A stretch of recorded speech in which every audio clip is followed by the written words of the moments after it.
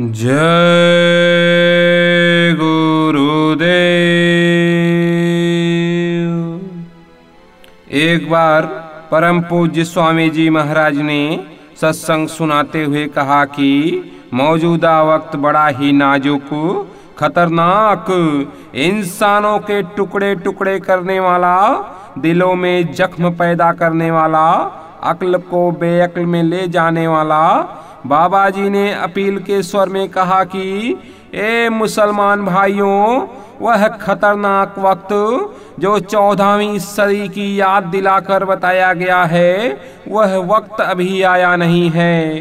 भूकंप, बीमारियां, बाढ़, सूखा, अकाल, भूखमरी, मुसलमान के कत्लेआम, हिंदुओं के कत्लेआम, मजहबों धर्मों की लड़ाई, इन तकलीफों का वक्त बतौर इशारे बताया जा रहा है, वह अभी आया नहीं है, अभी आगे आएगा। मुसलमान भाइयों, इस्लाम को बरकरार दिलों में रखना वाजिब समझते हो तो हर मुसलमान सुबह शाम इबादत करें, खुदा पर, रसूल पर यकीन करें, रहम और यकीन बरकरार रखें, शराब का एक भी कतरा ना पिए। ए मुसलमान, इंसान को खड़ा करने के लिए जिस्म रूपी जमीन दिलों में तैयार कर रहे हैं। सारे मुसलमान नेक नियति पर चलेंगे, अल्लाह ताला पर यकीन करेंगे। ऐसे मुसलमान पीर पैगंबरों की हकीकत को और रूहानियत के इल्म को आगे ले चलेंगे। लड़ाई तो जिस्मानी मस्जिद से रूह को निकालकर खुदा के पास पहुंचाने की होनी चाहिए, न कि नाकिस जमीन के लिए। सारे मुसलमान अल्लाह ताला का नाम लें और रो पड़ो कि हे मालिक, हे रब, कब और किस वक्त किस्मत जागेगी जब आपके दीदार होंगे। चुपचाप रहने में, खुदा की याद करने में ताकत खुदाई जमा होगी, तब इस्लामी प्रचार में इंसान शैतान के फरेब से निकलकर खुदाई जज्बा पैदा करेगा। तब मुकम्मल इस्लामी प्रचार की शुरुआत होगी। कौमियत के झगड़े में ए मुसलमान मत फंसो। मजहबी झगड़े हकीकत से जुदा करते हैं, खुदा की याद नहीं करने देते, रसूल के हुक्मों पर नहीं चलने देते।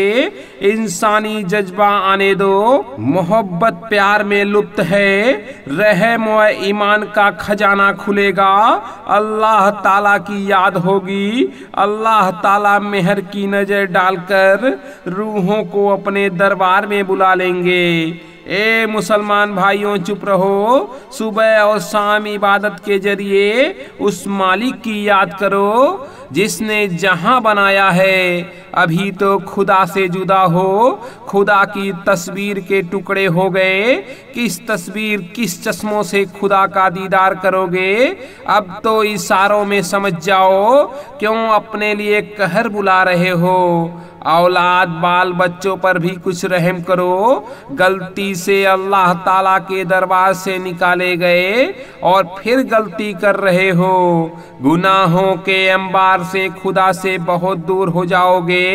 ए मुसलमान भाइयों, अभी भी कामिल फकीर हैं जो जिस्मानी मस्जिद में अपनी रूह से अल्लाह ताला को देखते हैं और उसकी आसमानी आयतें सुनते हैं। मालिक की जुबा पर फरमान है कि फकीरों के पास जाओ, तंग दिली मिटा देंगे और वह जाम पिलाएंगे जिसके पीने से कभी नशा उतरता नहीं। इंसानी हुक्क व भ्रम तब तुम्हारी समझ में आएगी। रब सब पर मेहर करो। इस्लाम मानने वाले मुसलमानों को अब जानने की कोशिश करनी चाहिए कि इस्लाम किन के लिए तैयार किए गए, उन पैगंबरों ने किसका हुक्म इंसानों को इजहार किया। अब वो पैगंबर नहीं मिलते और इस्लाम को बताने वाले नहीं हैं। मुसलमानों को चाहिए कि मौजूदा किसी फकीर की तलाश करें जो रूहानियत के इल्म से वाकिफ हो, जिन्होंने खुदा का दीदार किया हो। ऐसे कामिल फकीर इस दुनिया में आज भी मिलेंगे। जो लोग इस्लाम पर चलते थे और इस्लाम के वसूलों को बताते थे वह सब चले गए। हम सब लोग ऐसे वक्त में पैदा हुए जबकि इस्लाम हकीकत खो चुकी। अब फिर से इस्लाम की हकीकत को जानना है। रूहानी दुनिया की जो फकीर सफर करते हैं उनकी खिदमतदारी में दरपेश हो। तहे दिल से जिस्मानी खिदमत करो। जो वो कलाम खुदाई सुनाए उस पर यकीन करो। इस्लाम और इस्लाम की हकीकत लड़ाई झगड़ों से, बेईमानी दगेबाजियों से और कौमी फिरके से जुदा है। हक, ईमान और रहम जिसने अपनी मुट्ठी में काबू किया है वही इस्लाम की हकीकत को जान सकता है। बाकी सब जिस्मानी जुल्मों में जिस्मानी जुबान से बयां कर रहे हैं। इबादत करनी पड़ेगी। सच्चा मुसलमान बन, खुदा की हकीकत को कबूल कर ले। सच बोल, रहम कर, नेक काम कर, हलाल की कमाई कर, अपनी कमाई का 10वां हिस्सा निकाल। अनाथ, अंधों, लंगड़े, लूलो, निर्धनों की खिदमत के लिए इन नेक कामों से ए मुसलमानों तुझे अक्ल आएगी, रहम आएगा, सच बोलेगा, ईमान रखेगा, तब तेरा दिल इबादत की तरफ रजू होगा।